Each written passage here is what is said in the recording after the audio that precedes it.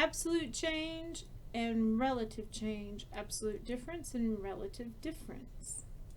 There are formulas. These formulas technically end up on the formula sheet, but they don't write them on the formula sheet the way that I write them. So I'm going to write them for you. Let me see if I can get to a spot where I can write them. They here talk about old and new. When you talk about absolute change and relative change, that's the old and the new. Absolute difference and relative difference is compared and reference. So it's the same formula, it's just the wording that changes in it. You'll understand in a minute. So when we talk about the absolute change, that is new minus old. The relative change is new minus old divided by old times 100, and then you write the percent sign. Just like we had a times 100% before, that's what this is. You want to make sure your percent sign is there, because relative is always talking about a percent.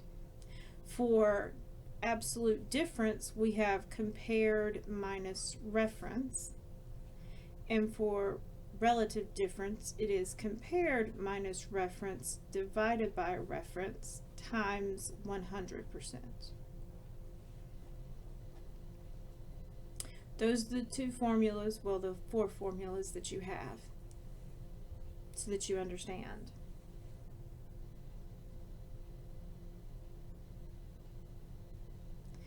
The new and the old are given to you, and they're always related by time. So it's always talking about the same thing, it'll just be at different times. The compared and reference are talking about two totally different things. It could be at the exact same time, but it's two totally different things. The compared and reference always means that the compared value will always be the first value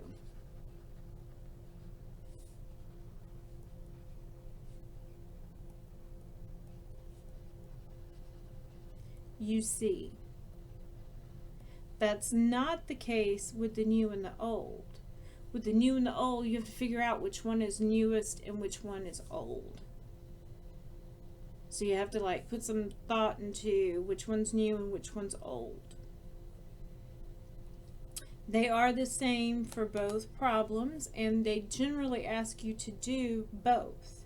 Whenever they ask for relative, they are always asking for a percent. So you need to make sure you always put the percent there. If they ever ask for a percentage, then you know you have to use a relative formula. That's a hint. So if they ask for a percentage, you know you're going to be using a relative formula, not an absolute formula.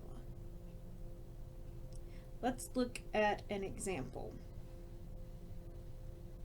Here, they give you the estimated number of refugees in the world increased from 8.7 million in 2005 to 26 million in 2020. Find both the absolute and relative change. So they're telling you they want both, and they're giving us 8.7 million in 2005 and 26 million in 2020.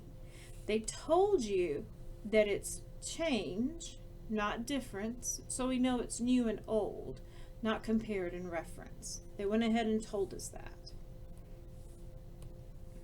So that means I've got one of these that's going to be new and one of these that's going to be old. My new one has to be the one that's closest in time.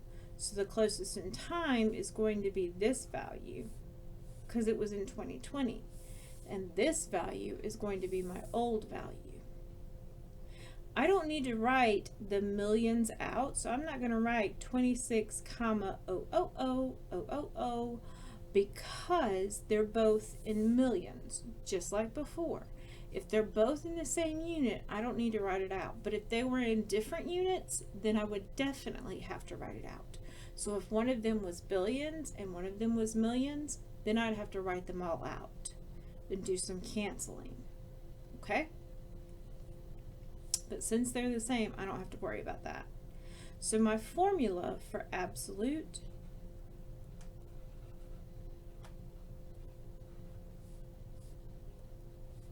is going to be new minus old. My new value is the 26, minus my old value is the 8.7. 26 minus 8.7 is 17.3 million.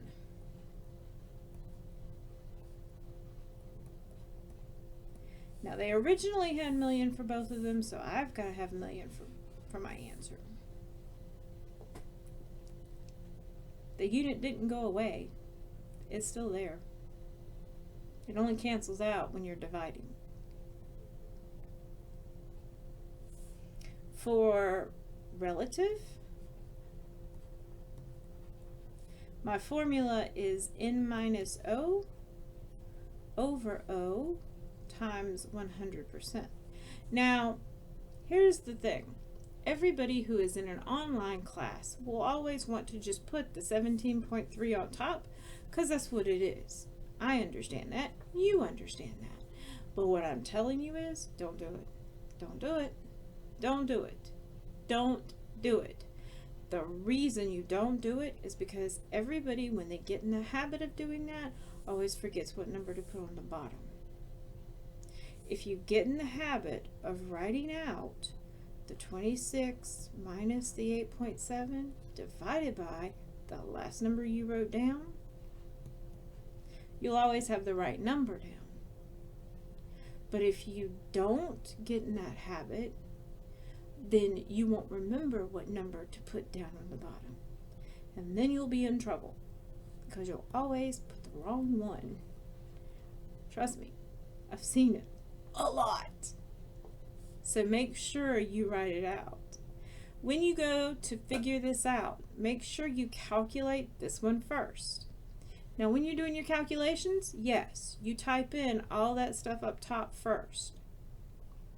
In fact, if you want, you could start by just typing that in. I'm fine with that. That's what it'll be, 17.3. Don't type it in and not press enter here. Make sure you put the enter in. Do the 26 minus the 8.7 and hit enter first, and then the divided by 8.7 and enter before you do the times 100 and enter. Otherwise, you're going to end up with the wrong answer. Just trying to help. This is me just trying to help. You end up with 198.85%, which is about 199%. Really close to it. Really, really close. Example 5. In 2020, the median age at first marriage of U.S. women was this, blank percent less than the median age at first marriage of U.S. men. They want a percentage, yes. So, they want a percentage. We know we're going to look for a relative because they want a percentage. We know it's not new and old because they only gave us 1 year. So it must be compared in reference.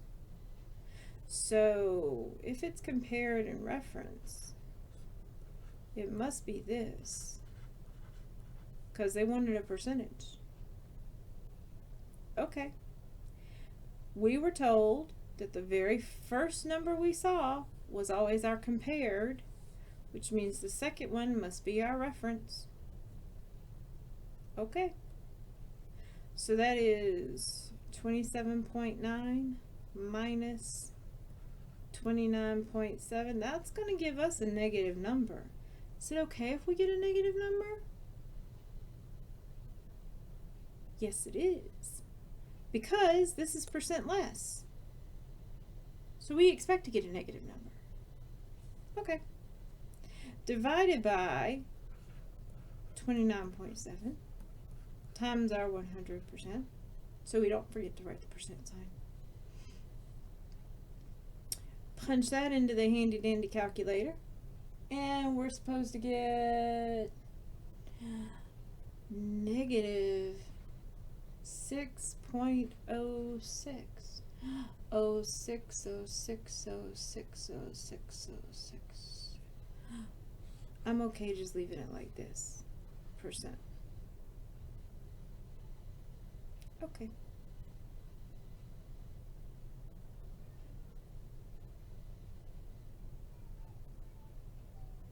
Okay. Okay.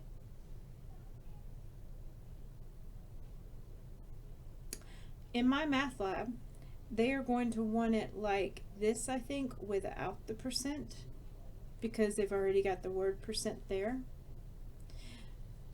I'm pretty sure they want the negative there, but they might not because they've already got the word less there. So try it with the negative, and if they don't want the negative, it's possible. But try it with the negative first, because I think they probably do. That's the only little caveat I have. But I'll see you later in the next one.